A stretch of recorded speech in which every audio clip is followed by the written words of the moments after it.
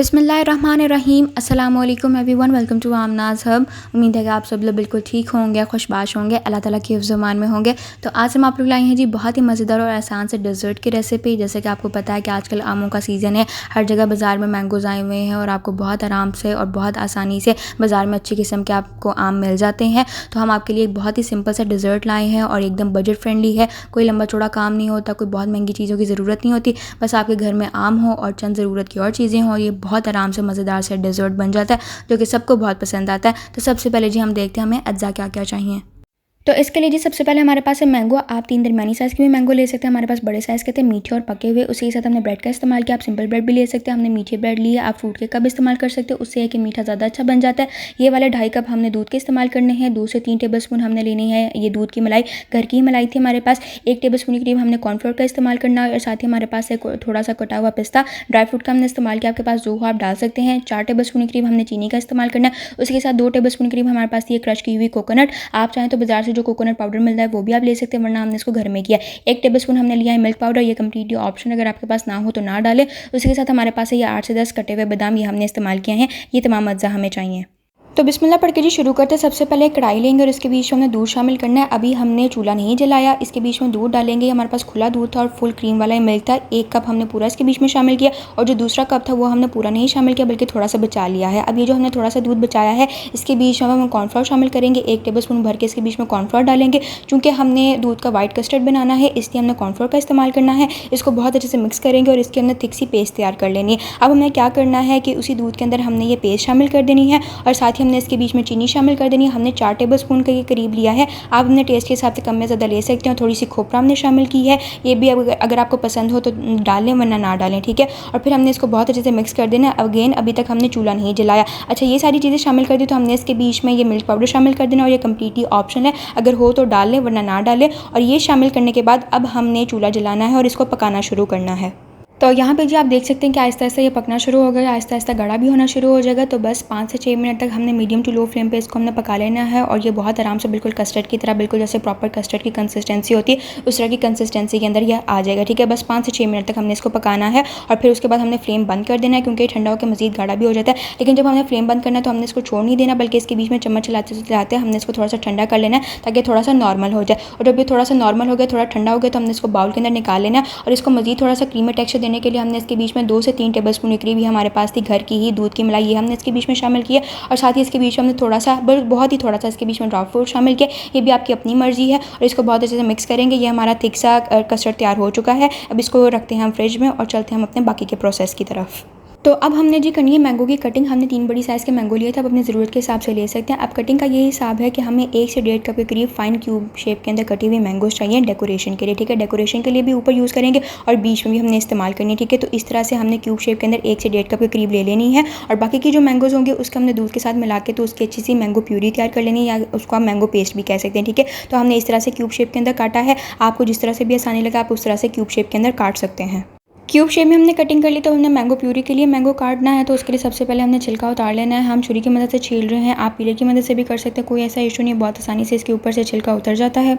और फिर हमने इस तरह से इसके रफ से स्लाइस काट लेने हैं। इसके लिए कोई बहुत फ़ाइन किस्म की चॉपिंग करने की, फ़ाइन किस्म की कटिंग करने की कोई ज़रूरत नहीं। इस तरह से हमने इसकी लंबी लंबी सी रफ सी स्लाइस काट लेनी और फिर हमने इसके मज़ीद छोटे छोटे पीस कर लेने ताकि मशीन को बहुत ज़्यादा मेहनत ना करनी पड़े, ठीक है। और ये हमने अपनी मैंगो प्यूरी के लिए या अपने मैंगो पेस्ट के लिए इस तरह से रफ सी मैंगो की कटिंग कर लेनी है, ठीक है। तो कटिंग हमारी होगी है। ये क्यूब्स हमने काटी डेकोरेशन के लिए और सेंटर में भी यूज़ करने के लिए और दूसरी साइड पे हमने मैंगो प्यूरी के लिए कटिंग कर ली है। तो प्यूरी बनाने के लिए जी ग्राइंडर का जग हमने लेना और इसके बीच में जो कटा हुआ आम है जो कि हमने रफ से काट लिया था ये इसके बीच में डालेंगे। आम डालने के साथ इसके बीच में थोड़ी सी चीनी शामिल करेंगे। अगर तो आपके आम सही वाले मीठे हों और बिल्कुल भी उसके बीच में खटास ना हो तो आपको चीनी डालने की कोई ज़रूरत नहीं। और जो आधा कप हमारे पास दूध का बचा हुआ था वो हमने इसके बीच में शामिल कर देना है और फिर हमने ब्लेंडर को ऑन कर देना है और आप कह लें कि 2 से 3 मिनट तक कम अज़ कम हमने इसको ब्लेंड करके बहुत अच्छी सी ज़बरदस्ती इसकी पेस्ट तैयार कर लेनी है। पेस्ट तैयार हो गई तो हमने इसको खुले से बर्तन के अंदर निकाल लेना जिसके बीच में हमारा ब्रेड का पीस अच्छे से डिप हो सके और हमारी पेस्ट की थिकनेस भी आप चेक कर सकते हैं। नेक्स्ट स्टेप में जी अब हमने ब्रेड की कटिंग करनी है। हमने मीठी ब्रेड ली है, आप सादा ब्रेड भी ले सकते हैं, आप केक का इस्तेमाल भी कर सकते हैं, आप फ्रूट केक भी ले सकते हैं, जैसे भी आपको ठीक लगे। और इसका हमने किनारे काट लेना और किनारों को हमने ज़ाया नहीं करना बल्कि इसके बहुत आराम से ब्रेड क्रम्स बन सकते हैं, ठीक है। और जितने भी ब्रेड की ज़रूरत है उस हिसाब से आपने काट लेनी है। आपकी ब्रेड प्लेटर के हिसाब से भी इस्तेमाल हो सकती है। उसके बाद ये ब्रेड का पीस हमने लेना और जो मैंगो प्यूरी हमने तैयार की थी इसके अंदर हमने बहुत अच्छे से डिप कर लेना और कोई एक प्लेटर हमने डिसाइड कर लेना जिसके बीच हम मीठा सर्व करेंगे और उसके अंदर हमने ब्रेड के पीसेस को रखते जाना है। छोटी ब्रेड हो या बड़ी ब्रेड हो उस हिसाब से हमने इसको एडजस्टमेंट कर लेनी है, कोई ऐसा इशू नहीं। क्योंकि हमारी बड़ी ब्रेड थी तो हमारी बड़ी ब्रेड के हिसाब से प्लेटर के हिसाब से 2 बड़े पीस बहुत आराम से आ गए थे और बाकी के जो छोटे पीस थे उसको हमने इस तरह से कटिंग करके तो डिप करके हमने बहुत आराम से रखते जाना था। तो आपने घबराना नहीं है, परेशान नहीं होना, छोटी ब्रेड हो या बड़ी ब्रेड हो उस हिसाब से एडजस्टमेंट हो जाएगी। और ये मेनली आपका प्लेटर पर भी डिपेंड करता है कि आपका प्लेटर किस साइज़ का किस तरह का है, ठीक है। तो बहुत आराम से आपने कटिंग की ज़रूरत पड़ती है तो ब्रेड के पीस के छोटे छोटे पीस करके तो आपने इसको आराम से एडजस्ट कर लेना है, ठीक है। अब हमने इसको बहुत आराम से ये रख लिया, ब्रेड को हमने सेट कर लिया तो हमने स्पैचुला की मदद से किसी भी चम्मच की मदद से इसको बहुत आराम से स्प्रेड कर लेना है, सेट कर लेना है। और आप चाहें तो मैंगो प्यूरी इस तरह से साइड्स पे भी लगा सकते हैं, इससे यह कि अपीयरेंस में भी बहुत अच्छा लगेगा और भाई प्लेटर देखने में भी बड़ा मज़े का लगेगा, ठीक है। तो इसको हमने अच्छे से सेट कर लेना है। मैंगो प्यूरी की एक लेयर तैयार कर ली तो अब हमने इसके बीच में जो हमारे पास क्रीमी सा कस्टर्ड था उसकी हमने एक ज़बरदस्त सी लेयर जिसके अंदर लगानी है, ठीक है। थोड़ा थोड़ा करके हम इसके अंदर कस्टर्ड डालते जाएंगे और इसको साथ साथ स्प्रेड करते जाएंगे और बहुत आराम से बहुत आसानी से हमने इसको सेट कर देना है। पूरे इसके ऊपर भी हमने एक लेयर लगा देनी है और साथ ही हमारे पास ये जो थोड़े से क्यूब्स थे मैंगो के ये हमने इसके अंदर डाले हैं और ये भी आप देखिएगा कि खाने के अंदर बहुत मज़े का लगेगा और बड़ा खूबसूरत सा लगेगा, ठीक है। ये हमने डाल दिए। तो अगर आप चाहें तो थोड़े से नट्स भी डाल सकती हैं, आपकी अपनी मर्ज़ी, हमें अच्छे लगे थे तो इसके हमने डाल दिए।